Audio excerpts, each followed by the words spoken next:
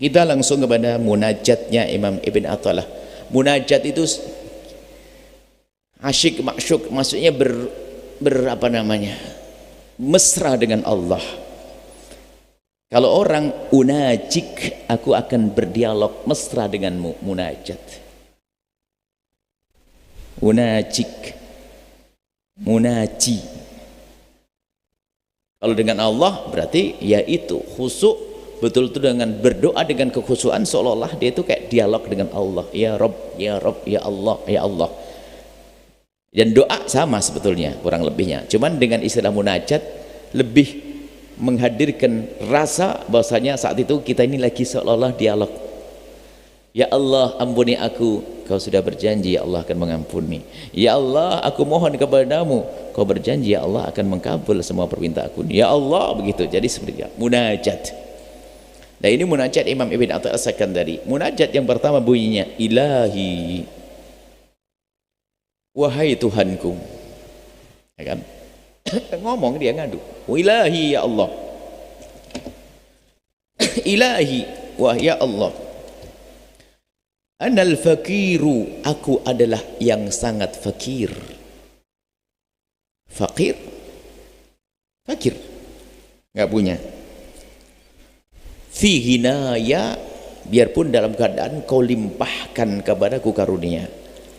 Biarpun saat ini aku katanya kaya raya, punya tanah puluhan hektar, rumah megah, mobil banyak, emas tak kira-kira, ya Allah, anal fakir, tetap aku adalah yang fakir biarpun dalam keadaan kaya. Kenapa? Karena semua darimu ya Allah. Yang bisa saja aku jauhkan dari kekayaan itu, atau tiba-tiba kekayaan kau jauhkan dariku. Menyadari itu semuanya. Lah kalau dalam keadaan kaya pun dia merasa fakir, fa kaifa la akunu faqiran fi faqri, bagaimana aku tidak merasa fakir di saat aku fakir beneran.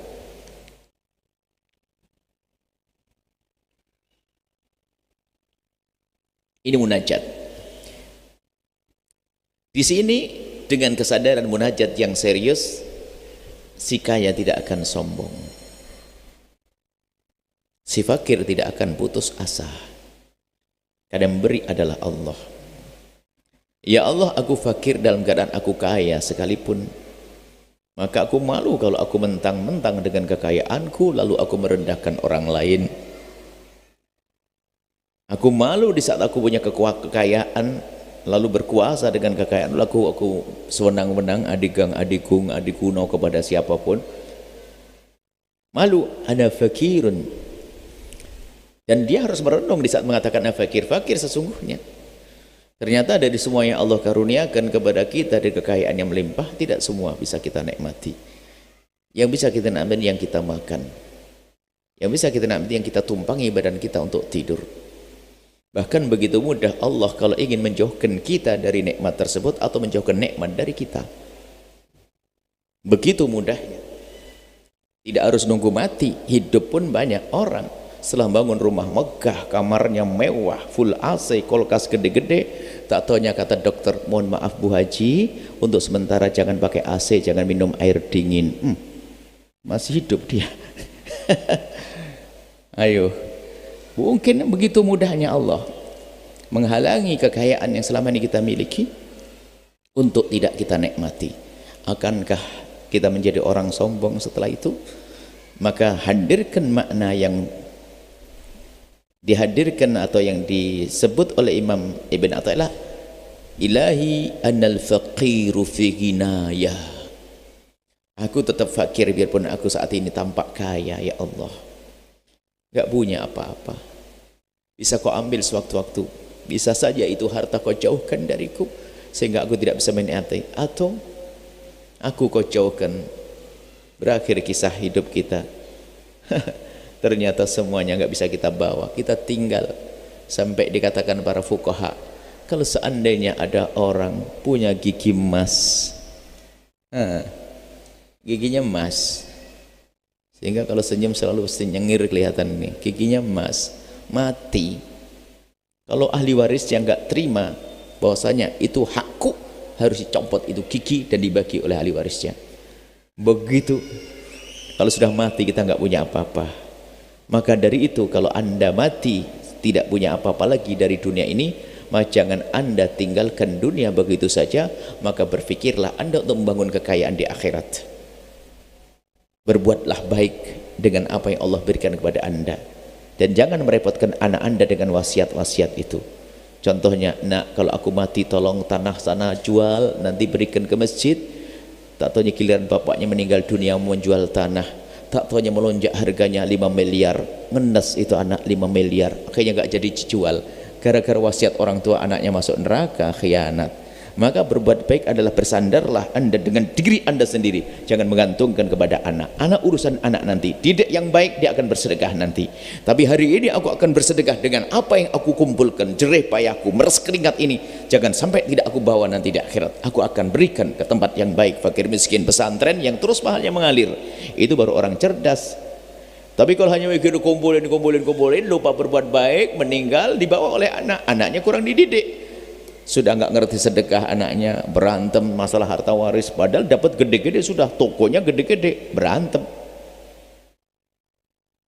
Berita terakhir orang kaya raya, Masya Allah, kekayaan atau melimpah, semua anak sudah mendapatkan kekayaan, subhanallah. Mungkin kalau dimasukkan di kampung mana itu menjadi orang terkaya, tapi ternyata ribut sampai sekarang, pokoknya harus masuk neraka semuanya, rebutan waris. Ayo, mau apa? Ini adalah munajat yang pertama. Kemudian di saat kita dalam kefakiran, jangan putus asa, semua Allah yang kasih. Coba kita baca munajat selanjutnya. Ilahi anal jahilu fi ilmi. Ya Allah, aku tetap saja sebagai orang bodoh, biarpun dalam keadaan Kau berikan kepadaku ilmu. Sebab ilmuku darimu ya Allah. Ilmuku darimu ya Allah. Allah yang mengajarkan kepada kita ilmu. Kalau Allah tidak restui kita berilmu, kita tidak akan punya ilmu. Bahkan kalaupun ternyata ilmu itu bisa menetap di otaknya, kalau Allah tidak menghendaki bermanfaat, maka dia punya ilmu seperti orang yang tidak punya ilmu. Makanya ada ilmu yang tidak manfaat. Bukan dia tidak ngerti halal haram, tapi kenapa dia melakukan keharaman? Karena ilmunya tidak manfaat. Bukan dia tidak mengerti bahasanya sholat tahajud itu gede pahalanya, ngerti dia, wong hafal hadisnya, bahkan kemarin ngirim nge-share, tapi nggak pernah tahajudan dia. Bukan dia tidak mengerti, tapi ilmunya dijadikan tidak manfaat.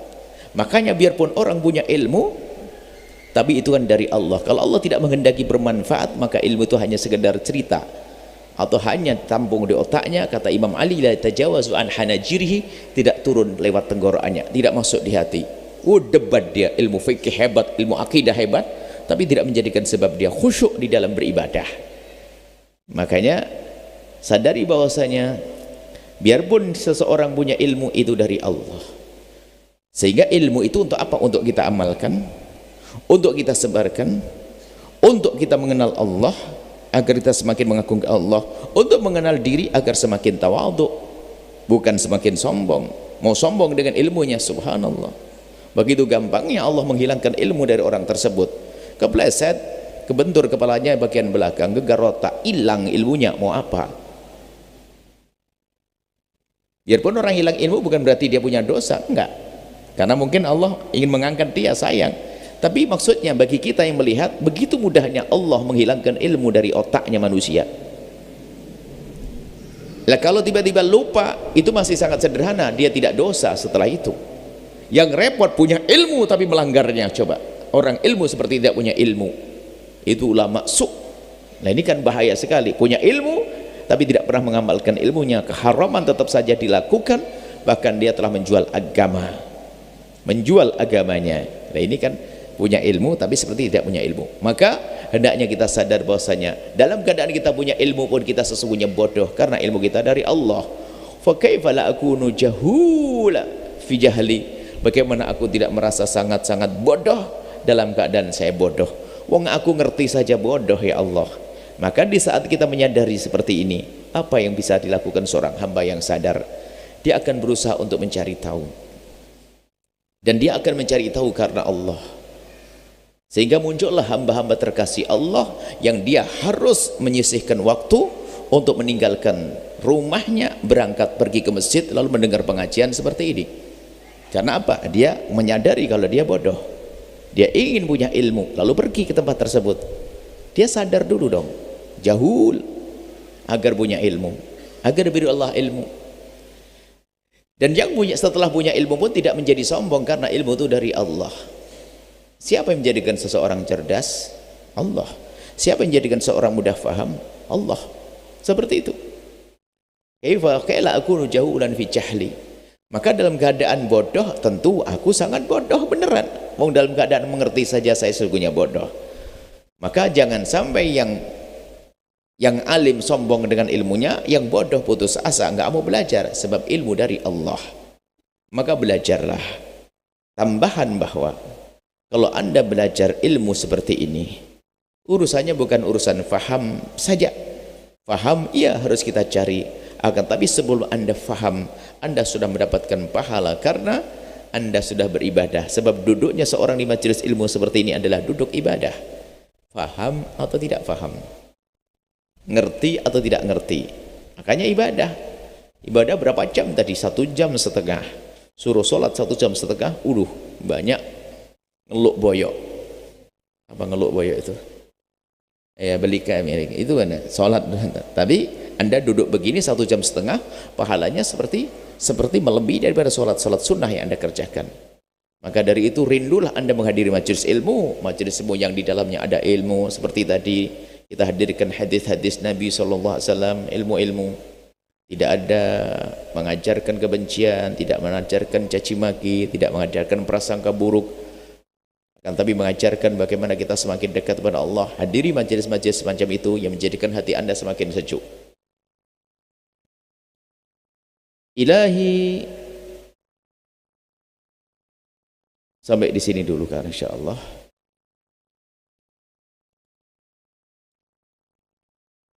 Munajatnya, munajat selanjutnya ada sambungannya ada. Balas yang ini saja insyaallah. Kita lanjutkan pada pertemuan yang akan datang. Wallahu a'lam bissawab.